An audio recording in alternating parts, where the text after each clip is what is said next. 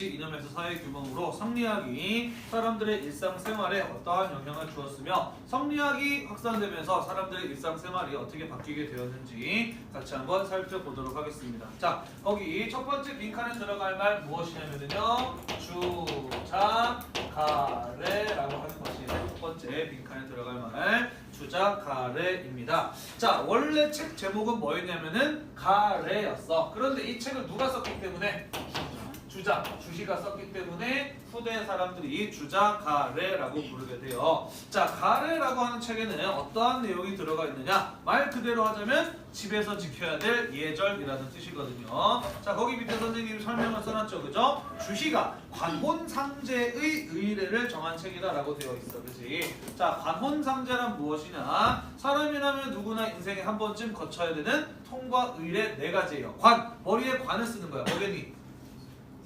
성인식이에요. 혼, 결혼식이고, 상가집이라 그러지. 제사지, 그지?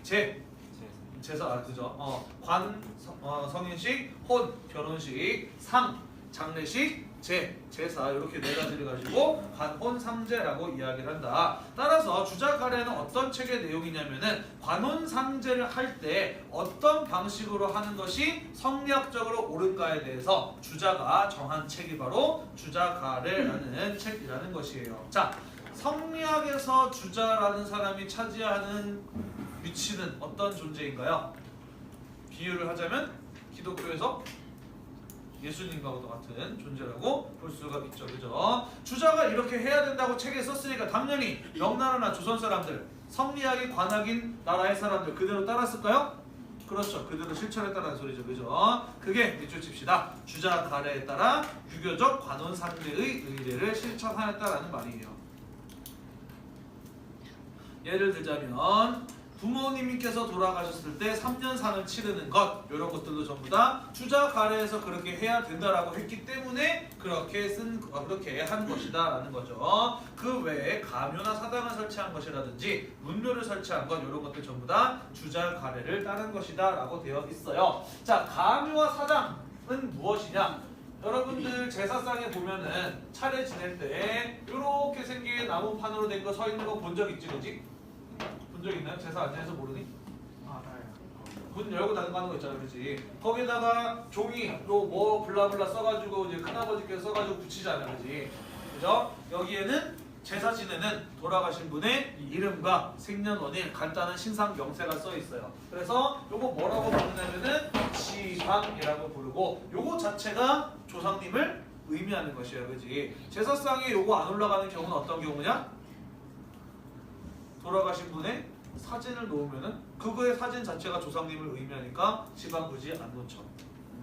자, 그래서 돌아가신 분, 제사 지내는 대상을 상징하는 게 바로 이 지방이라고 하는 것인데, 지방 같은 경우에는 일회용이에요. 제사 지내고 나면 어떻게 해? 태우자. 그래서 일회용인데, 일회용 말고 그거를 이렇게 이제 나무 막대기처럼, 나무 판대기처럼 생긴 거에다가 똑같이 새겨가지고 글씨를 써 넣고 항상 모셔두는 게 있어요. 그게 바로 뭐냐면은 신주야. 똑같은 역할인데 일회용은 지방이고 항상 모셔두는 것을 신주라고 해. 신주가 더럽혀지거나 먼지가 쌓이면 안 되기 때문에 평상시에 제사 지내지 않을 때는 어떻게 할까? 항아리에다가 담아놓죠. 그 항아리가 바로 뭐야? 신주 단지예요, 그죠? 조상님을 모셔놓은 단지이기 때문에 굉장히 소중하게 다뤘겠지, 그지? 그래서 이제 굉장히 물건을 아끼는 모습을 보고 신주 단지 모시듯 한다라는 이런 이제 말 쓰잖아, 그지? 자, 그 신주를 모셔두는 공간을 집 안에다가 지어놓으면 그게 가묘고, 신주를 모셔놓은 공간을 집 밖에 따로 공간을 마련해서 모셔놓으면 그게 사당이에요. 누가 가묘나 사당을 지어서 신주를 모시라고 했느냐? 주자가 주자 가래에서 그렇게 해야 된다라고 했기 때문에 사람들은 그대로 따랐다라는 것이에요. 문묘는 뭐였어요? 문묘는 공자의 사당이었죠, 그죠? 권리사 같은 거 말하는 거지, 그지? 이런 것들이 곳곳마다 만들어진 것, 그 또한 주자 가래를 따른 것이다라는 거예요.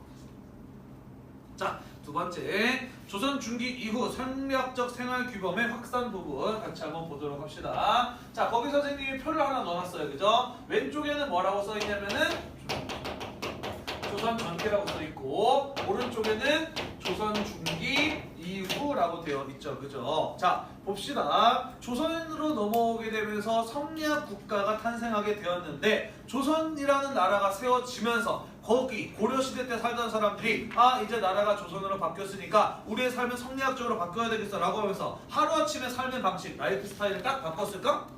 그렇지는 않아요. 그죠? 오늘날 우리 결혼식 할 때도 보면은 전부 다 서양식으로 예식이 치러지지만 결혼식 마지막에 꼭 뭐 해요? 패백하지. 그죠? 한국도 전통 의례를 하죠. 그죠? 전통 혼인 의례를 하지. 그지? 또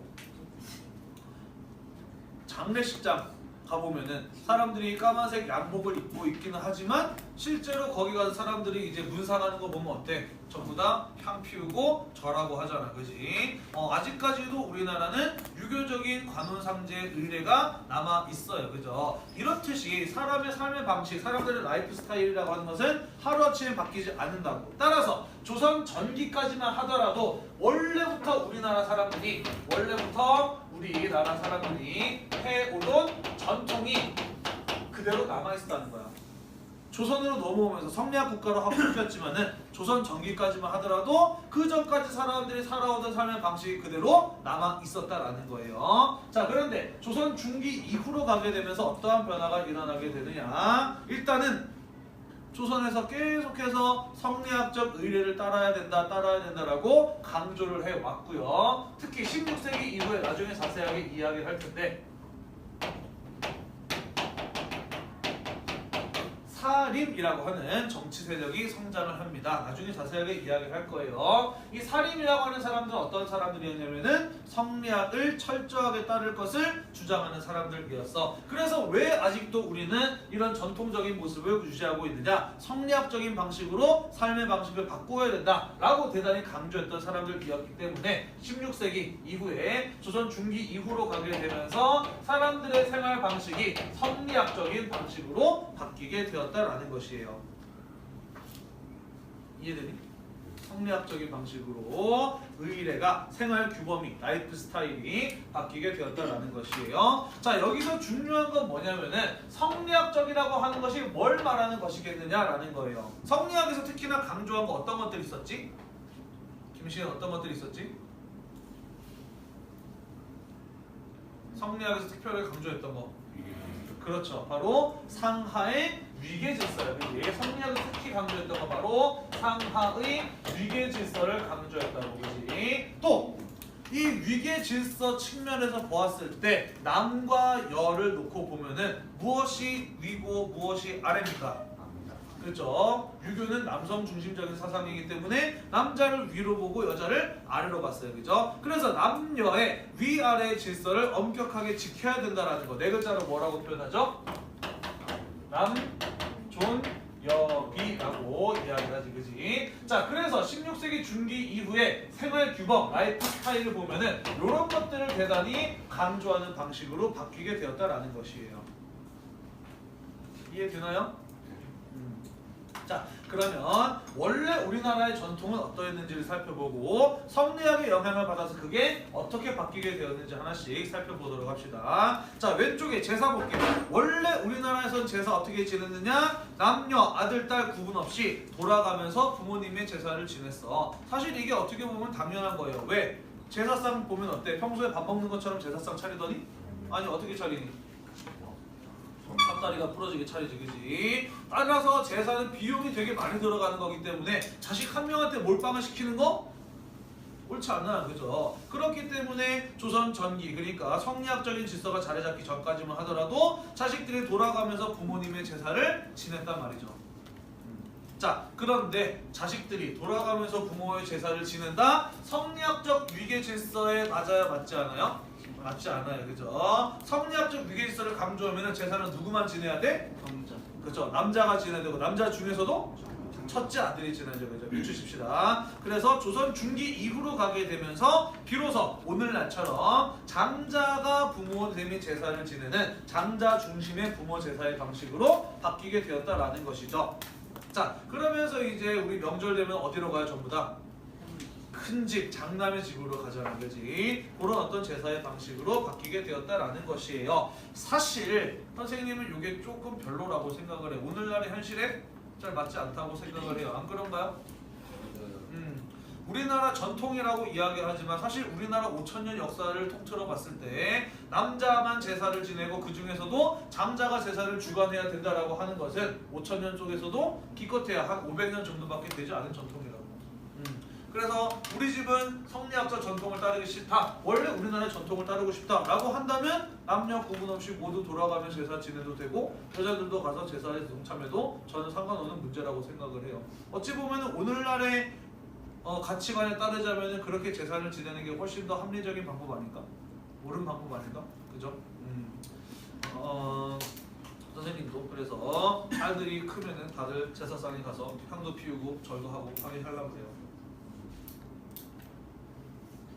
자, 그 다음 혼인 방식 보도록 합시다. 자, 원래 우리나라의 혼인 방식은 뭐냐면은 남귀 여가혼이에요. 자, 한국사 시간에 고구려의 혼인 풍습에 대해서 배울 때 대릴사위제, 서옥제 이런 거 배웠니? 네. 기억나죠? 그죠? 어떤 결혼 풍습이었지? 결혼하면 남자가 여자 집에 들어가서 살다가 자식을 낳고 자식이 크면은 그제서야 독립하는 게 바로 대릴사위제, 서옥제였어요. 그죠? 따라서 원래 우리나라의 결혼 풍습은 결혼하면 남자가 여자 집에 들어가서 사는 게 원래 우리나라의 전통이었다라는 거지. 그지? 자, 그런데 남자가 여자 집에 들어가서 산다. 성리학적으로 옳아요? 옳지 않아요? 옳지 않아요. 그죠? 그래서 조선 중기 이후에 성리학이 자리 잡게 되면서 어떻게 바뀌게 되었느냐? 빈칸에 들어갈 말이에요. 친영례 또는 친영제의 방식으로 바뀌게 되었습니다. 누가 어디로 가는 거예요? 여자가 남자 집에 가는 거예요. 그죠? 자, 그래서 원래 우리나라 전통은 장가 가는 거였어, 그렇지? 그런데 중기 이후에는 성리학의 영향을 받으면서 시집 가는 걸로 혼인의 방식이 바뀌게 되었다라는 거죠. 선생님 고향이 강원도 춘천에 가면은 선생님이 살던 동네가 퇴계동이야. 퇴계동. 왜 동네가 퇴계동일까? 거기 퇴계 이항이 외갓집이 있었기 때문이에요. 퇴계 이항 같은 경우에도 조선 전기의 사람이잖아, 그렇지? 자.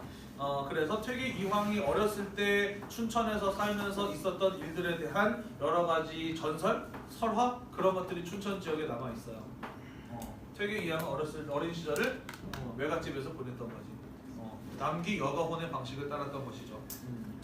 선생님은 우리나라의 조상님들이 성리학자들보다 훨씬 더 뭐랄까 현명했다라고 생각을 해. 고부 갈등 들어봤니? 시어머니와 며느리의 갈등? 아침 드라마의 주요 소재가 되잖아, 그지? 기가 센 시어머니와 며느리가 한 집에 살면서 충돌을 해. 남편은 어리버리하면서 누구 편을 들어야 될지 모르다가 양쪽에 다 욕을 먹어. 막 이런 거 나오잖아, 그지? 그지? 그런데 장인어른하고 사위의 갈등 들어봤니? 못 들어봤지, 그지? 그런 거 하나도 없지, 그지? 내가 생각하긴 그래. 남자라고 하는 동물은 단순해가지고, 그지? 밥만 잘 먹이고 자기 혼자 있을 밥만 따로 만들어주면은 굳이 충돌하고 살 이유가 사실 하나도 없어, 그지? 근데 여자들 같은 경우에는 남자들보다 훨씬 더 예민한 동물이잖아, 그지? 지금까지 전혀 같이 살지 않았던 사람이 한 공간에 들어서 함께 살게 된다? 그거 굉장히 신경 쓰이고 뭔가 좀 어려운 그런 부분들이 있지 않아요? 하긴 니네는 아직 결혼을 안 해봐서 모르겠는데 선생님 같은 경우에는 그래요. 선생님이 처갓집에 가서 있으면 그렇게 마음이 편할 수가 없어. 아무도 나한테 터치 안 해. 그리고 평소에 나를 괴롭히던 선생님 마누라 같은 경우에도 이거 녹화하면 안 되는데 집사람 같은 경우에도 처갓집에 가면은 자기 엄마 아빠가 있으니까 굉장히 마음 편하게 지내. 그렇게 마음이 편할 수가 없어. 그런데 우리 집에 선생님, 부모, 아버지, 어머니가 오시잖아? 그럼 그렇게 불편할 수가 없어. 엄마는 내 마누라 눈치를 보고 마누라도 우리 어머니 눈치를 보고 그럼 나는 그 사이에 껴가지고 누구 편을 들어야 되나 갈팡질팡하고 그렇게 되더라고. 그러니까 우리 조상님들이 어떻게 보면은 훨씬 더 가족의 평화를 지킬 수 있는 현명한 결혼의 방식을 생각해냈던 거예요. 그죠? 어찌 보면 그지? 이런 것부터 이제 아침 드라마의 그 주요 소재들이 이제 나타나기 시작을 하는 거지. 그지? 자, 그 다음 밑줄 칩시다. 동성, 동본, 불혼제라는 것이 있어요. 뭐냐? 동성, 동본끼리는 결혼하면 안 된다라는 것이지, 그지? 동성 동본끼리는 결혼하면 안 된다. 자, 사실 우리나라는 고려 시대까지만 하더라도 같은 집안끼리 결혼하는 근친혼 아주 흔한 거는 아니었지만 그렇게까지 어렵지 않게 찾아볼 수 있는 사례였어. 특히 잘 나가는 귀족집이나 왕족 집안일수록 자신 집안의 혈연적인 수수성을 지키기 위해서 같은 가족끼리 결혼하는 모습들을 흔히들 볼 수가 있었어요. 아니 흔히까지는 아니고, 그러니까 고려 시대 때도 근친혼이 되게 이제 일반적인 것까지는 아니었지만은 그러다가 그렇지만은 그리 어렵지 않게 어쩌다가 한 번쯤은 볼 수 있을 만큼 동성 동본 간의 혼인이 금기시된 사회는 아니었다라는 거야. 그런데 유교에서는 동성 동본 간의 결혼 절대로 해서는 안 되는 것이라고 여겨지잖아요, 그죠? 그래서 조선시대 오게 되면서 동성 동본 불혼제 이런 것들이 법적으로 이제 만들어졌다라는 것이에요. 오늘날에는 동성 동본 간의 결혼 가능한가요, 불가능한가요? 선생님이 알기로는 96년인가 4년인가 그때 위헌 판결이 났어. 그래서 현재는 우리나라에서 법적으로 동성 동본 간의 결혼이 가능해요. 8촌 이내만 아니면, 촌수가 8촌 이내가 아니면은 동성 동본 간의 결혼은 가능합니다. 참고로 일본은 사촌끼리도 결혼이 가능해요. 형제만 아니면은 결혼이 가능합니다.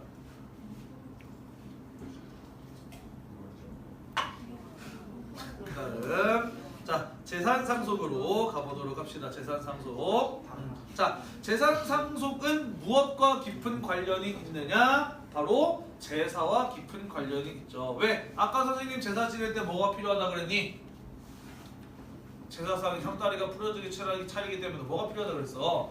돈이 많이 들어간다 그랬잖아요, 그죠? 자, 조선 전기까지만 하더라도 남녀 공동 돌아가면서 부모의 제사를 지냈어. 그러니까 재산 상속도 어떻게 해야 돼? 당연히 똑같이 나눠줘야죠, 그죠? 아들, 딸 구분 없이 똑같이 나누어주는 남녀 형제에 대한 균분 상속이 이루어졌다고. 자, 그런데 조선 중기 이후로 가게 되면서 제사 누구만 지내게 되었어요? 장남만 하게 되었어요, 그지? 그러니까 재산 상속도 어떻게 이루어져야 돼? 장자 중심으로 이루어져야죠, 그죠? 밑줄 칩시다. 장자 중심, 남성 중심의 상속이 이루어지게 되었다. 여자는 제사를 지낼 수도 없고 제사에 참여할 수도 없기 때문에 상속의 대상에서 제외가 됐던 거예요. 하지만 남자들 같은 경우에는 장남이 죽으면 둘째 아들, 셋째 아들들이 그것을 이어받아야 되기 때문에 장자에게 제일 많이 몰아주고 그 다음에 이제 둘째, 셋째에게는 조금씩 그거보다 못하지만은 그래도 약간씩 상속을 하는 그런 어떤 모습들이 나타나게 되었다라는 것이에요. 이런 것들이 성리학이 들어오게 되면서 성리학이 자리 잡게 되면서 나타났던 생활 규범, 사람들의 라이프 스타일의 변화다라는 것이에요.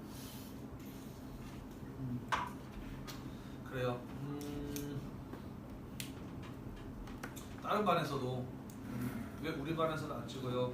우리 반에서도 좀 녹화를 해주세요라는 이제 그런 애들이 이제 요구가 들어오고 있어요. 너를 보면 왠지 좀 그래야 될 것 같기도 한데 그래도 뭐랄까 3반이 가장 그 리액션의 정도가 적당하다 그래야 되나? 어느 반은 리액션이 너무 과한 반도 있고 어떤 반은 너무 없는 반도 있고 한데 3반 같은 경우에는 적절하지 못한 리액션 한 사람들은 알아서 다들 수업에 잘 협조해주고, 그지? 이제 수업에 참여하는 사람들은 적절한 리액션을 제공해줘서 여기가 어떻게 보면 최적의 녹화 장소가 아닐까라는 생각이 들어. 실제로 오디오가 굉장히 깔끔하지. 유튜브에 들어보지 않았어? 유튜브에 들어봤을 때 굉장히 소리가 되게 깔끔하게 잘 녹음되지 않았어? 그죠? 바로 이 3반 교실이 주는 그 굉장히 뭐랄까 조용함? 아늑함? 마치 스튜디오에서 녹화하는 것 같은 그런 어떤 효과? 다른 반에서는 생각하기 좀 어려운 그런 효과라서 일단은 당분간은 계속 3반에서 할 생각이에요. 니네 반이 진도가 제일 느리기도 하고 그러니까 다른 반에서 이제 수업 4번 정도 해보고 이제 오류를 수정을 한 다음에 녹화할 때는 그래도 이제 제일 마지막에 완성된 건 녹화를 해야 되잖아요, 그지? 그래서 3반에서 지금 녹화를 하고 있어요. 살면서 뭐랄까 그 리액션이 가장 인간관계에 제일 중요한 것 같다는 생각이 들어, 그지? 내가 뭔가를 이렇게 해줬을 때 반응이 있어야 사람과의 관계가 계속 유지가 되지, 그지? 내가 가는 게 있는데 오는 게 없으면 또 가기 또 힘들잖아, 그지? 특히 뭐랄까 그 연애할 때 있어서 그 남자들이 굉장히 그 리액션에 나는 뭐랄까 좀 목마른 그런 어떤 인간들이라고 생각을 해. 그러니까 여자들 같은 경우에는 연애를 하길 잘했다 내지는 뭐 연애에서 뭐가 기쁨을 느낀다라고 한다면은 남자친구가 나한테 뭘 되게 막 잘해준다거나 뭐 배려를 해준다거나 선물을 준다거나 이런 거에서 되게 큰 기쁨을 느끼지 않나? 아닌가? 그럴 수도 있는데 선생님이 생각하기에는 여자들이 남자한테 막 이렇게 선물해주고 뭐 배려해주고 챙겨주고 그러면 남자들이 기분이 좋을까? 나 개인의 경험으로 비추어 봤을 때는 되게 부담스러웠어. 그러면 그럴수록 나는 어떻게든 더 얘한테 잘해줘서 나의 능력을 인정받아야 되겠다라는 그런 생각이 되게 많이 들었거든. 그러니까 선생님 생각은 그래요. 원시 상태의 인간은 남자가 야생에 나가서 먹을 거를 사냥해 가져와서 자기 가족들을 먹여 살리잖아요. 그지? 그래서 자기가 능력 있는 남자라고 하는 것을 인정받는 게 이 남자의 어떤 그 뭐랄까 본능인 거야. 생존 본능인 거지. 그래서 자신의 능력을 인정받을 때 남자는 가장 기분이 좋게 이렇게 이제 본능적으로 설계가 되어 있다라고 나는 생각을 해요. 그래서 혹시 연애를 할 때 이 남자하고 내가 이제 오랫동안 관계를 유지하고 싶다. 어떻게든 얘를 내 편으로 만들어서 내 남자친구를 만들어서 오래오래 가고 싶다라고 한다면은 칭찬을 자주 해주세요. 칭찬. 남자친구가 나한테 뭔가 선물을 줬다. 그러면은 와 선물 정말 예쁘다라고 하면서 잘못된 칭찬이야. 뭐라고 칭찬해야 돼? 와 너 정말 선물 잘 골랐다라고 해야지. 선물을 칭찬할 것이 아니라 이 선물을 고른 그 남자의 능력을 칭찬을 해줘야 그게 적절한 리액션이 된다는 거야. 그럼 기분 째지지. 반대로 좀 사귀다 보니까 얘가 되게 별로야. 한 방에 얘가 나에 대해서 정을 떨어뜨리게 만들어주고 싶어. 선물을 줬어? 뭐 이따만 선물해서 가져왔어 병신아. 이러면은 서로가 치면 정말 기분 팍상해서 바로 뚝 떨어져 나갈 거야. 아무튼 뭐 리액션이 참 중요하다라는 자, 리액션 얘기하다 괜히. 자, 넘어갑시다. 오른쪽. 자, 기타 가옥 구조의 변화 가보도록 할게요. 자, 성리학에서는 우주 만물이 구성되고 돌아가게 만드는 어떠한 하나의 원리 이가 있다고 했잖아, 그치? 자, 그 원리 중에 하나가 뭐냐면은 밑줄칩시다. 바로 음양의 원리예요. 이 세상의 모든 것들은 음과 양의 조화에 의해서 돌아가고 이루어진다라는 것이야. 자, 뭐예요?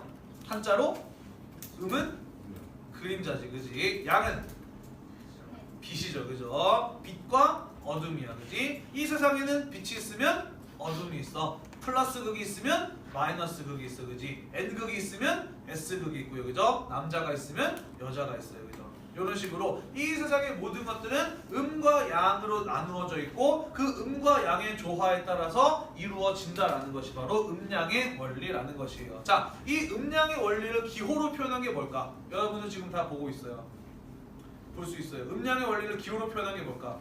그렇지. 바로 태극기에 있는 태극무늬죠. 이 태극무늬의 빨간색이 뭐겠어? 빨간색이 양인 거고 파란색이 음인 거예요. 그죠? 태극기는 성리학에서 말하는 음양의 조화를 기호로 표현한 거야. 우리나라의 깃발이 국기가 성리학의 음양의 원리를 기호로 표현한 것이 국기가 되었다는 거. 우리나라의 성리학이 얼마나 큰 영향을 미쳤는지를 알 수 있는 부분인 것이죠. 그죠? 실제로 우리나라 사람들 중에서 태극기가 성리학적이라고 하는 거 아는 사람 몇이나 될까? 거의 없을 걸, 그지? 자, 동아시아사를 배우니까 알게 되는 내용들인 거예요. 그죠? 자, 아무튼 그래서 음양의 원리에 따라서 조화가 이루어져야 된다라고 생각했기 때문에 밑줄 칩시다. 집을 지을 때 여자들이 생활하는 공간인 안채와 남자들이 생활하는 공간인 사랑채를 분리해서 지었다라는 것이죠. 뭐가 바깥쪽에 있고 뭐가 안쪽에 있을까? 그렇지. 안채가 안쪽에 있으니까 안채겠지. 그렇지? 사랑채가 바깥쪽에 있는 그러한 가옥 구조를 짓게 되었겠죠. 또한 사당에 태극 무늬를 그려 넣기도 해요. 지나가다가 커다란 한옥집인데 절처럼 생기기도 했고 아니면 양반집처럼 생기기도 했는데 대문에 태극 무늬 그려져 있는 거 본 적이 있을 거예요. 그죠? 그거는 사당이야.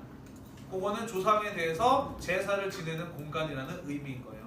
왜 그런 걸 그려놨느냐? 돌아가신 분이 이 음양의 조화의 이치에 따라서 저승에서도 편안하게 사시기를 바라는 마음에서 대문에다가 태극 무늬를 그려놔요. 권리사 앞에 가보면은 나중에 한번 가보세요. 권리사의 대문에도 태극 무늬가 그려져 있는 걸 볼 수가 있어요. 제사를 지내는 공간이기 때문이죠. 자, 그 다음 의학의 발전 보도록 합시다. 4대 부들은요 주술적인 치료를 부정하고 약제 연구를 중시했어. 이거 뭔 소리냐면은 자, 우리나라 사람들은 전통적으로 어떤 생각을 가지고 있었느냐, 몸이 아픈 것은 내 몸에 귀신이 들어와서 아픈 거라고 생각을 했어. 그래서 치료를 하기 위해서 의사가 아니라 누굴 찾아갔냐면 무당을 찾아가죠. 그죠? 그래서 무당이 내 몸에 들어와 있는 나쁜 병들게 만드는 귀신을 쫓아내는 굿을 하지. 그지? 그게 이제 주술적인 치료라는 것이죠. 내 몸에 들어와 있는 나쁜 병들게 만드는 귀신을 쫓아내는 그 세 글자를 뭐라 그러냐면 병신굿이라 그래요. 병들게 만드는 귀신을 쫓아내는 굿. 저기 뭐냐? 영화 곡성 봤지? 곡성 안 봤니? 곡성에 보면 이제 막 그거 하잖아. 그지? 그게 이제 병신굿이에요. 귀신을 쫓아내는 굿이죠. 자, 그런데 이런 거 성리학적으로 설명이 돼요? 안 돼요?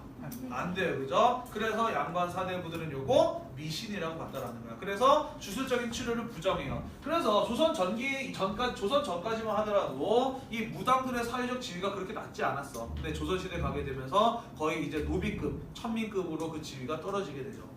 자, 그러면 양반 사대부들은 몸이 아플 때 왜 아프다고 생각을 했느냐? 음양의 조화가 깨져서 아프다고 생각을 했어. 예를 들자면 감기 왜 걸린다고 생각했느냐? 음양의 밸런스가 깨져서 음의 기운이 강해져서 감기가 걸렸다고 생각을 해요. 그러므로 낫게 하려면은 양기를 보충해줘야 돼. 그지? 우리 감기 걸렸을 때 뭐 먹니? 약 말고 유자차. 그죠? 뜨거운 성질을 가진 유자, 대추, 생강, 그지? 전부 다 몸에 열을 더해주는 것들이잖아, 그지? 그렇게 해서 몸의 음양의 조화를 맞춰줘야 된다라고 생각을 했어. 그래서 약제 연구를 중시했고, 그러한 성향이 이후에 동의보감이나 향약 집성방 같은 의학 서적들이 만들어지는데 영향을 주었다라는 것이죠. 이해되지? 넘어갑시다. 자, 그 다음 일본과 베트남 보도록 할게요. 자, 일본은요 유교의 영향이 미흡하였다, 제한적이었다라고 되어 있어. 그지? 왜? 무사사회였기 때문에 불교와 신토의 영향력이 강했기 때문이었다라고 이야기를 했어요. 그죠? 자, 우리나라에서는 돌아가신 조상님을 모시기 위해서 가묘를 만들었다라고 이야기했었잖아. 그지? 그 가묘를 왕실로 업그레이드하면 그게 뭐가 되냐면은 종묘가 돼요. 서울에 종묘 있는 거 알지? 종묘 제례학 들어봤죠? 그죠? 그게 뭐냐면은 돌아가신 역대 조선의 왕들의 위패를 모셔놓은 게 바로 종묘라는 것이거든. 자, 그런데 일본에서는 이런 거 만들었다 안 만들었다?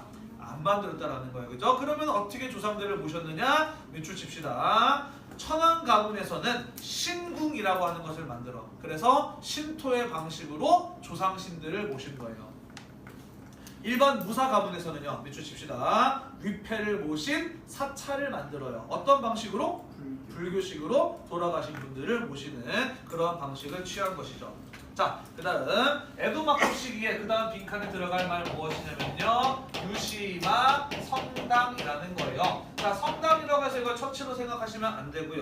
요거 뭐냐면은 공자를 모신 대성정 또는 문묘라고 되어 있어요. 요거 하야시 라잔이 만든 일종의 서원 비슷한 거야. 공자에 대해서 제사를 지내면서 거기서 제자들한테 성리학을 가르쳤던 곳이 바로 유시마 성당이라는 곳이고요. 요거 나중에 에도막부가 직접 운영을 하게 됩니다. 그래서 이 유시마 성당을 통해서 뭘 알 수가 있냐면은, 일본에서도 성리학적인 제사를 지냈고 성리학을 가르쳤구나 라는 거를 알 수가 있어. 하지만 조선에서나 명나라에서처럼 요게 법으로 정해져 있는 어떠한 교육기관이다 라고 볼 수는 없어요. 이거는 그냥 유시마 성당, 막부에서 개인적인 차원에서 만들어서 운영하는 교육기관이었는데, 그게 이제 국가적인 제도적인 차원으로 만들어져서 뭐 우리나라에서처럼 성균관이라든지 명나라에서 국자감이라든지 이런 어떤 국립교육기관의 역할까지는 하지는 않았다라는 거예요. 이해가 되니? 다시 말해서 성리학을 가르치길 가르쳤다. 하지만 그 영향력이 일본에서는 제한적이었구나 라는 것을 이 유시마 성당을 통해서 알 수가 있다라는 것이죠. 유시마 성당은 일본 교육의 발상지로 여겨지기도 해요. 자, 그러면 일본 사람들은 어떠한 라이프 스타일을 유지하고 있었느냐? 의일에는요, 밑줄 칩시다. 결혼식처럼 기쁜 일은 무엇의 방식을 따라요? 신토의 방식을 따르고, 그리고 장례나 제사처럼 엄숙한 의식의 경우에는 불교식을 아직도 일본 사람들은 많이들 따르고 있습니다. 자, 그 다음 베트남으로 가보도록 할게요. 자, 15세기 밑줄 칩시다. 레왕조의 성종이 성리학을 보급하기 위해서 노력했어요. 무슨 소리냐면은 베트남에서도 일본처럼 불교의 영향력이 강했기 때문에 유교 성리학이 큰 영향력을 미치지는 못했다라고 우리 배웠어요. 그죠? 과거제들을 도입했지만 과거를 통해서 선발한 인재의 숫자는 적었다라고 배웠었잖아. 그지? 자, 그런데 이 15세기 레왕조의 성종은 무엇을 하고 싶어 했던 사람이냐면 중앙 집권 체제를 강화하고 싶어 했던 사람이었어요. 성리학에서는 무엇을 강조하나요? 위계 질서를 강조하자는 거지. 성리학을 도입하면은 당연히 황제의 권위가 더 높아질 것으로 예상을 한 거예요. 그죠? 자, 그래서 성종 때부터 문묘를 설립하고 과거제를 시행하는 등 성리학을 보급하기 위한 많은 노력을 기울입니다. 그래서 비록 중국이나 한국보다 조금 늦었지만 베트남에서도 15세기부터 밑줄 칩시다. 15세기부터 성리학이 지배 이념이 정착하기 시작을 했다라는 거예요. 그러면서 마치 고려에서 조선으로 넘어가는 것처럼 베트남에서도 불교의 영향력이 점차 쇠퇴하고 베트남 레왕조 때부터 점차 성리학 국가로 변하는 그러한 모습을 볼 수가 있었다라는 것이죠. 이해되시나요? 자, 늦게 들어와서 조금 시간이 모자라지 않을까 했는데 딱 맞게 됐네요. 다음 시간에 새로운 단어 11단원으로 넘어가 보도록 하겠습니다. 수고했어요.